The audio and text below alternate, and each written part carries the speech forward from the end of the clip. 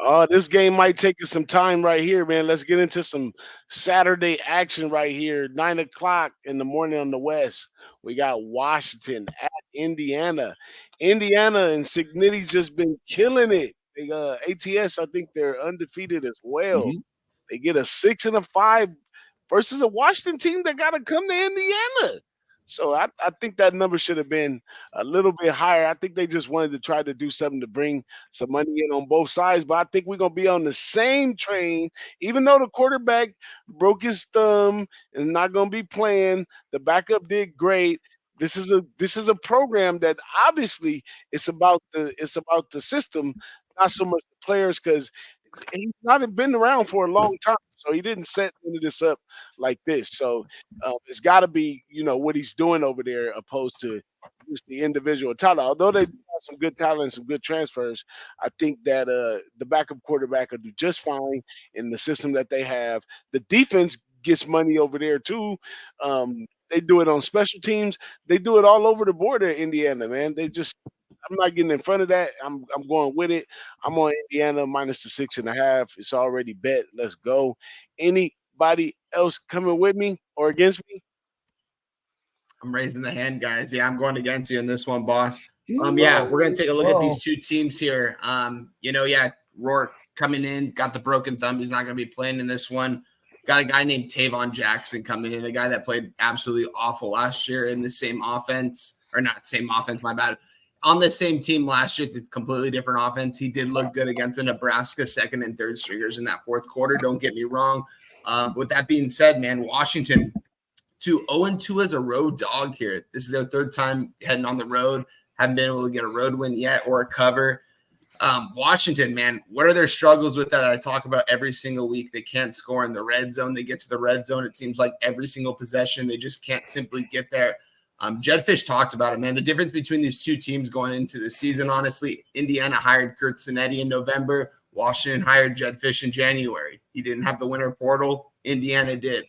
That's why you're seeing the success from Indiana, unlike these other programs. Same with Kalen DeBoer going over there with Bama. He couldn't even work the winter portal as well either. With that being said, man, I like Jed Fish here as a coach, man. I love Washington here as a +7. I got in on them out Monday at a -110. I think they can stay in this game. I think Rourke not playing in this game is going to be big time, honestly, because I've seen Tavon Jackson play, and I'm not impressed. I saw what he did in the fourth quarter last week. Don't get me wrong, but again, it was against second and third stringers. The game was already out of hand. Washington, though, the main key to this is they need to clean up what they're doing offensively in the red zone. They need to put the ball in the end zone, bottom line. I don't trust their kicker, so they need to be going for it here on 3rd and short and 4th and short every single time. And if they convert, it's going to be hard for Indiana to keep up in this one. Give me Washington +7. I think they're going to win this game outright, though. Wow. Wow. Hold on, not so fast, my friend. But hey, a lot of respect to the Washington program, without a doubt. What they put together, where they're at now, if you want to put things in perspective, so a lot of moving pieces all the way across the board. But Indiana, man, we talk about how prolific Miami's offense is. Now, when you rate an offense statistically versus, to me, I measure it by points. You can have 600 yards a game, but if you score 10 points, what are you doing? Or if you let your opponent score just as many, what are you doing? This team here, number one in the nation offense, scoring points right now. The trouble I have back in Washington here is, they're playing in Bloomington. They played 3 games on the road. They scored 16, 18, and 13. You're going to have to score more than that to beat this Indiana team. And just on that note alone, all things being said, I got to roll with the Hoosiers here, guys, because right now they're the unsung heroes of the Big Ten, of the conference, and they're a very live team. Look out. Oregon better be looking over their backs, because forget about Ohio State. You better be watching out for Indiana. Yeah, Kurt Cinetti is the real deal. Man, he is the real deal. We can't ignore that. Oh, Rook, he played with Ohio. And the thing about, with the injury, he's a mature kid. I say kid, he's a married guy. He's been playing for 6 years in college. This guy's got a great head on the shoulder. So, yeah. Kudos to him too. So everything's kind of falling together for first year program with the coach and the quarterback and the program itself. So, and same thing like you said with Washington, what's going on over there. So it's going to be an interesting game, but I still like the Indiana side laying less than a touchdown. That's what's up. Moose, you got some words on this one? I mean, I'm probably going to end up on Indiana here. I haven't gotten on the dive yet, but just looking at the cursory points, look, Taven Jackson, I'm not sure if it's Tavon or Taven, it is not a major step down. He is one of the top. He is a number 21 ranked prospect for a quarterback. And you think about Rourke at Ohio, he was never really anything special. He was a fine quarterback out there, but I mean, he wasn't the guy you looked at like how we thought Gabbert was going to be coming into this year, or God, I'm blanking on his name from a couple years ago. But there have been quarterbacks that we have looked at in the MAC and go like, yes, that is one of the better quarterbacks potentially in the country that looks better because he's in the MAC.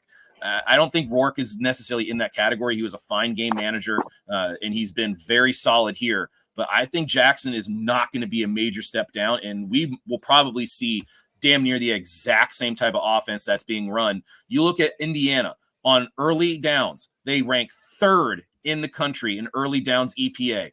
On third and fourth down success, they rank eighth. And you look at Washington, they rank 48th early downs, and they rank 42nd. On third and fourth downs. And this is where this game is going to be won because you flip the script, and on defense, Indiana, 12th on defense, early downs EPA, 10th on third and fourth down success.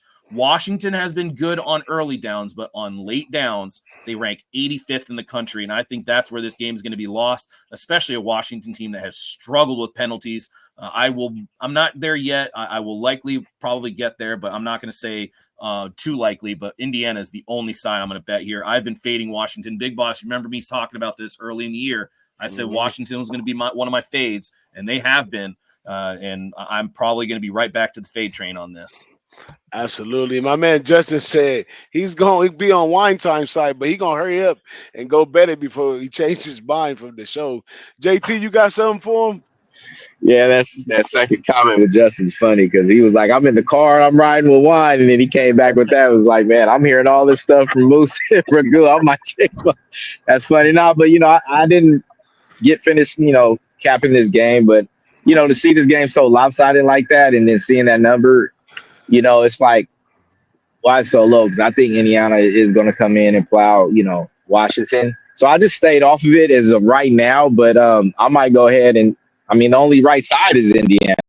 Even when you look at the numbers and you heard what Moose and Ragu said, how you cannot take Indiana. So I'm off of it now, and I might do what Justin did. Instead of changing my mind, I'm already having my mind made up. I might just push that button.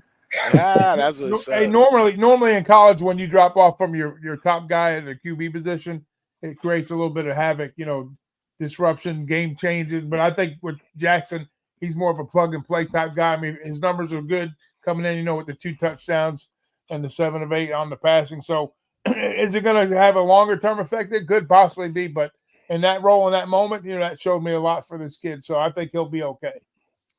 Absolutely. Let's go.